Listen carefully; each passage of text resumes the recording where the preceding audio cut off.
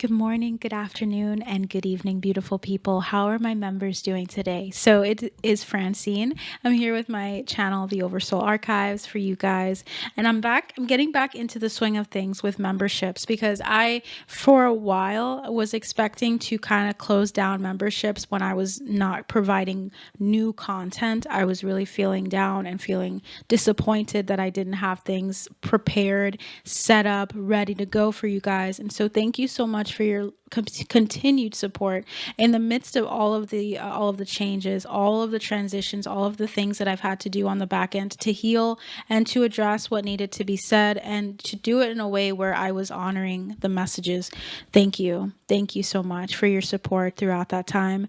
Thank you for your love afar, like just from feeling the sense that people out there actually care and actually love this content, actually want to support me, regardless of what I do going forward, but for what I've provided in the past. Thank you for being here on this journey with me. So I hope to hear back from you if you're interested in a personal reading. I mentioned that I would be doing personal readings for every member that was here throughout that time span, which I believe are about a handful of people that were here throughout. If you've been here more than 10 months, I would say that you are one of those people because I get notifications when you rejoin. So it doesn't start over when you rejoin. It basically just tells me that this person rejoined and that they started 10 months ago, or like they were here for however many months rather than when they come back. So if you rejoined, you're still an OG. Thank you so much for being here again. So the numbers are going to reflect when you started with me and how long you've been here. So please let me know once you check out the community tab just to get some insight on what I'm talking about. If you haven't seen that community tab for members, I just want to thank you all. So I want to do a free personal reading too. It's free, but I know that you guys have been paying. So it basically adds up to a two question reading in depth. And I would love to do that for you guys. So please let me know. So today I wanted to tap in for you guys and talk about the martyr archetype. The Karmics Next Door series has been not as popular with everyone, and I think it's just because people have other things they want to look at and want to look into. But I feel like down the road, it's going to be really helpful. I think it's because it's timeless, it's going to make sense for you guys. It's meant for, specifically, it's catered to you as well because all the channeled messages are for members, past, present, and future. So there's no pressure. It's whoever is meant to be here is going to find something that resonates for them in those Karmics Next Door series, in those archetypes. Today I'm doing the martyr archetype in the shadow. This is the energy that we are going to be tapping into today. That's about whoever it is. It could be you on the inside that you have this tendency to do or tendency of being, or someone else around you that tends to be in this energy. What should you do? How should you respond to it? And I want to get some specific channeled messages for you guys. So the martyr archetype here is addiction to self-pity. This is the energy of someone feeling sorry for themselves or feeling as if they are the victim constantly. And there are times where we are victimized or feel or like are put in experiences where we're not aware of the person's intentions and they do take advantage of that. That is something that is, I think that's normal. And I feel like that's actually not normal in the sense that it should happen to you, but normal that you should feel upset about those things. This is something else, where this is someone who constantly sees other people's part to play in situations without seeing their own. And I feel like that's really important for us to address here. Now I'm getting I almost said driven to another deck. I feel like I need to use a specific deck for this one. We're going to use, I almost said the Work Your Light. So I think they want me to use other decks here. We're going to use the Shamanic Healing deck just to kind of see what healing what needs to happen as far as healing with this energy. It gives me a better view of what this is all about. Like, in what aspects is there pity, okay, or self-pity. So we have two cards that came through. Someone here, wow, someone here will see what I'm talking about. We have 20 and 25. That's literally the year we're in. So there's something here about the horse archetype. There's something here about sexuality and like your drive. And maybe there's self-pity with regards to your sexual history. and being alluring or being like driven or feeling like there's like a draw to express yourself sexually in a certain way and needing to heal that. It could have been, and I'm hearing enthusiastic. Maybe you're enthusiastic about love and love making, and maybe people have made you feel bad about that, or you feel like you pity yourself when you get in those situations. We have retreat, which is about finding home within yourself, or the Four of Swords, having peace about you, or having inner peace. There's a need for inner peace in the lives of people that are going through this in this group, or people that are connected to you in this group, of them needing to come to a place of retreating and not expecting validation on the outside from people as well. So there's a link to validation from others and doing crazy things or doing things that are not what you would typically do because you were expectant of validation externally in order to feel good about yourself or to feel like you are a part of a group. So there's something about people pleasing coming through, and that's a part of the martyr archetype. It's like putting your power in the hands of other people and then saying, it's not my problem, it's not me, it's them. They did that. They are the ones that should feel charitable about what they did to me. I'm hearing Nantucket, so there's something about that. That could be a book or something that's significant, or that's a place. And then we have past, present, future coming through. This is about looking back and reflecting and also creating a new timeline, like not feeling like this martyr energy tends to feel like they don't have any I almost said qualms, like they don't want to worry about the future, they don't want to worry about the past, so they just think that it's in the hands of other people, and like it's not something that's known to them, it's not something that is within their power. So what's the point of thinking about it? That's not true, right? Because there's something here about you creating your reality. You are the creator. So this is a reminder, if you're experiencing this internally, that you are the creator and that you create you control your trajectory. And I also heard projections. So this is a projection to think that other people are more in control of you, regardless of age, sex, orientation, whatever it is, because I feel like there also is some dynamic where someone here might feel like men are in control and therefore they should revolt or act out in anger because they are in control objectively. There's something about someone seeing the world in a black and white way where even though we have certain societal norms, they see that as truth, meaning like the intrinsic value of a person is dependent on societal norms, which is, please, I hope that you don't see that that way, because that's not true. You know, one day people will like a certain image of somebody or like people for this or that, and then they'll hate you the next 100 years from now. So societal norms don't really have a bearing on your value intrinsically. You just are important. You just are valuable. Sorry about the cut, guys. There might be some cuts here because of my camera not being charged enough. That is on me. And that's accountability. Look at that. That's accountability that we all need. So there's something about lacking confidence in your ability to, this could be someone else or you feeling like you're not as accountable or lacking some form of control or feeling like you truly have control over a situation. We have slow and steady. So there's something about being patient with the process. And sometimes people, rather than seeing all of how things can fall apart or how their life could fall apart, and it doesn't happen dramatically sometimes it happens over time, and then you have this moment where you realize, oh shit, I just ended up in this position after years and years and years of certain habits and patterns and thought processes that got me to this place. There's something about being patient with yourself and recognizing that it was a long-term downfall for some people, like for some people that had this with their mental space. It could be like you were doing great everywhere else, right? Like you were thriving with regards to finances and work and career.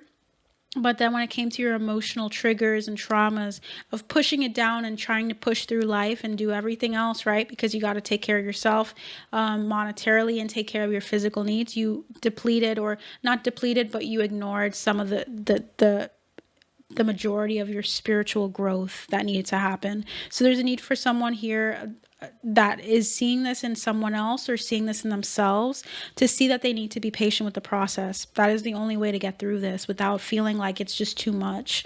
There's also the new day, number 11 coming through. So we have 4, 3, 11, 40, 25, and 20 coming through. So there's something here about those numbers being significant, and then seeing like a new day and being open and expectant of great things when the sun comes out, right? Like not thinking that every day is the same old, same old. That might be a mentality for some of you that you have. And they're trying to say, no, we're getting past the 10 because this is 11.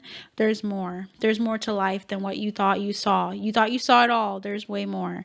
So there's something about learning the transcendent nature of service to yourself, and of seeing that you're always constantly learning something that applies to you. It's not like you're just seeing the world externally, like you're just seeing everything outside of you and there's nothing for you to do on the inside. The world that you see outside of you is a reflection of what's inside of you. How you perceive the interactions around you can be flipped to be positive or seen positively rather than negatively all the time. That is not that is not reality. Whatever you make it is what reality is, because it's something about your perspective. Your perspective changes so much. There is no objective inside a human body. There is some objective things we know about the world, or that we seem to know, but there's something about when you're in a human body and going through a 3D or a human experience, there are things that you're just going to have to perceive, and that's not inherently objective. It's subjective. So accepting that is a big part of this, this person or this archetype. That's what's needed here. So let's continue and see what we can get out of this message for you guys, because I feel like the camera is just kind of distracting me, and I really want to focus on the message more than on technology right now. I appreciate it very much though. So we have a leg up, interdependence of relying on other people. This is number 34. Someone here could be 34. But there's something about a community. Okay, the martyr. I'm hearing the martyr's Achilles heel is interdependence. If they can see that they are a big part, or that they are not a big part or a majority of anything, but more so an equal part of a community, an equal part of a group of people, it's like you begin to see and become accountable for yourself, and you become accountable for what you do with others, rather than saying everyone else is more powerful, or I give all of my power to other people and external forces to get things done. That is something that isn't real. That doesn't have to be a reality. And I feel like interdependence, and seeing how people feel when you do certain things, and seeing how they are also, they have a right to tell you, or the right to express how something you did made them feel. There's something here about a fork in the road and coming to terms with that. We have 13, which is also the death card in the tarot. There's something about a transformation that comes when you come to the place of, hey, where are we going from here after you did this, or after we did this to each other, and of coming to a place in compromise, or a place of not always compromise, right? Sometimes you just have to say, that's it, agree to disagree, we're separating.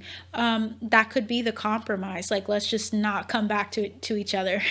But there also could be something about recognizing that this person is more than just that one thing. If that one thing was something that both of you were not taking or handling the right way. This is about letting things unfold with a person, and not just throwing out everything because of something you saw that you didn't like, or something that you were triggered by. It really, really is important to recognize that triggers are telling you something about, there's like a process that you have within you that needs to be addressed. The trigger could be something that's not inherently bad, in the sense of, let's say I don't talk to you right away when you text me. That's not me. Like, I'm not doing anything wrong to you. Rather, I'm just focusing on what I have in front of me, but you may see it that way, right? How you perceive my actions, there can be this thing where we don't see things healthy, and see things that realistically, and say, hey, this person was actually doing something for a while, because this is something that they did prioritize, right? Be honest with each other. There's something about honesty, and then there's peace here. Having peace within yourself, where you don't rely heavily on what other people give you and what they impart to you, but you recognize that you have a responsibility to yourself first and foremost.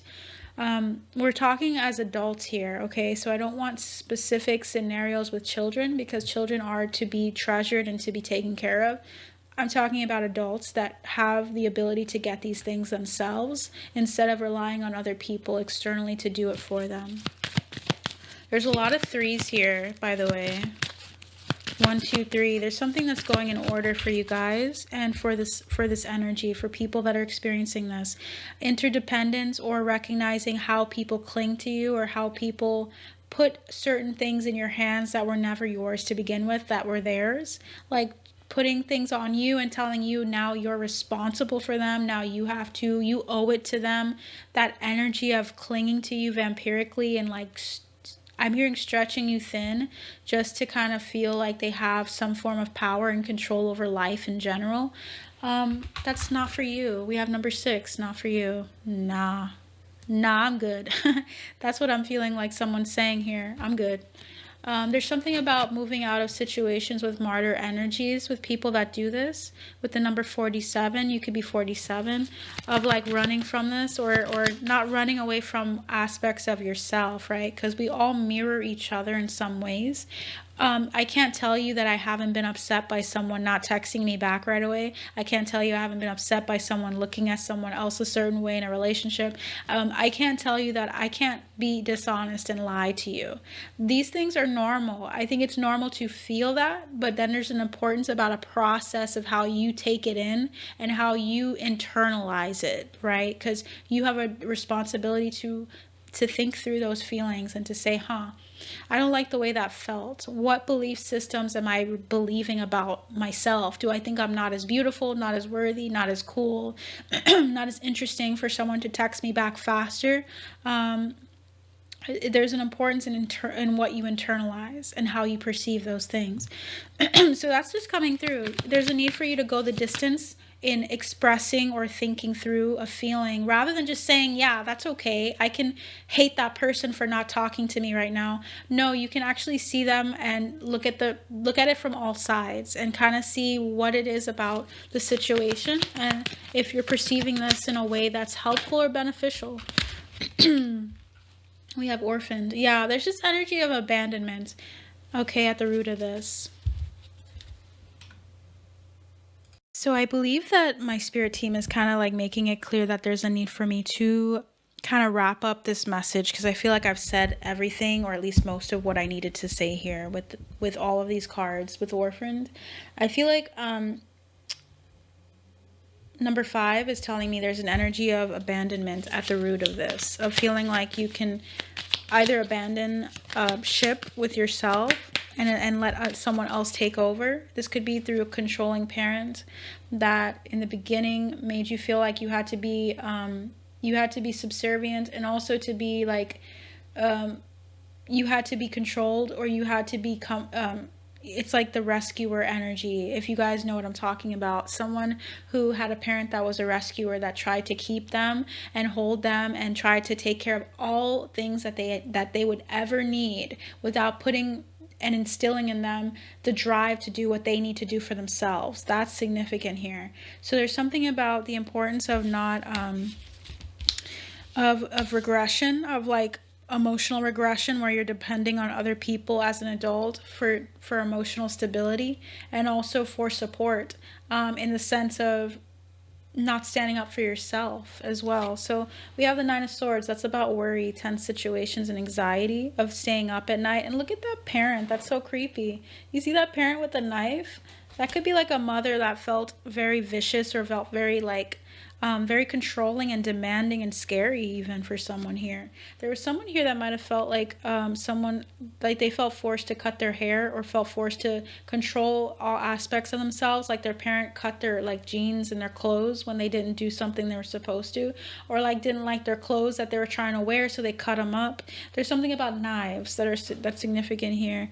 I don't know if this person had a really like an interest in silverware, like they just had a really strong interest in like keeping things clean, Or they just seem like they were like into shears, or they could be into plants like gardening, and they were just really about cutting things down.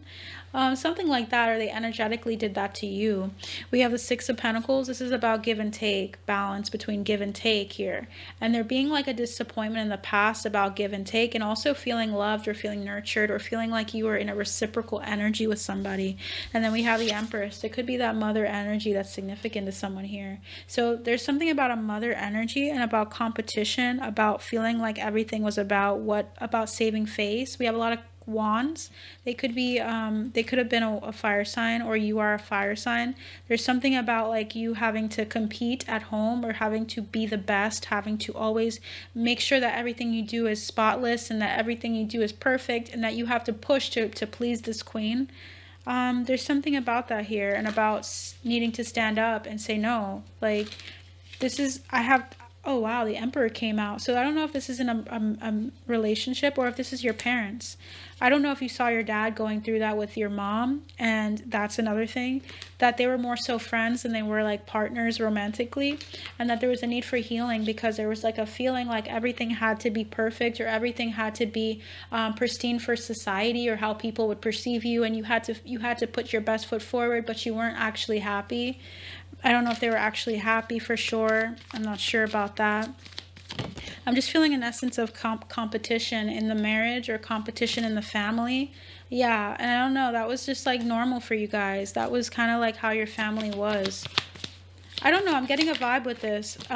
Please tell me how this resonates if you would like. But this is not everyone's story. This is specific to someone here that needs to hear that. So if you do not feel like that resonates, it is not the truth for you at all. So that's okay. There's something about like just a mothering energy of not feeling like there was like enough like nurturance in your family or in your home. Regardless, I feel like you guys might have had two parents that worked a lot, or worked heavily, or very, very goal oriented. And so you felt like you had to always kind of like do things on your own, or you had to learn things on your own. There was something here about you feeling like things happened so fast, like you grew up so fast. Or this person felt like this. Remember, this could be their situation and scenario here. Whoa. Oh, wow. Everything fell apart. I feel like the term everything fell apart. I don't know. Something about something happening at a pivotal time in childhood. And I'm hearing a word that I used for my Welcome Home Beloved channel for the love message, or pick a card that I did for them. So someone here is meant to watch a pickup card I did on Welcome Home Beloved, and there's something here about sativa, about cultivation, and I feel like there's a need for cultivation of your inner child here. Your inner child, or the person that we're talking about, their inner child needs to be addressed heavily, and this is the time. Okay, Ace of Wands. So that is what I have for you all. I feel like that is meant to be that way. I'm going to cut it there, or end it there. And please let me know how this resonates for you guys. I would love to hear what your thoughts are on this reading. I hope to see you all in the next pick a card, collective message, celebrity reading, political message that comes through for you guys. So I look forward to it, and I love you guys. I thank you guys so much for being here, and you take care. Bye.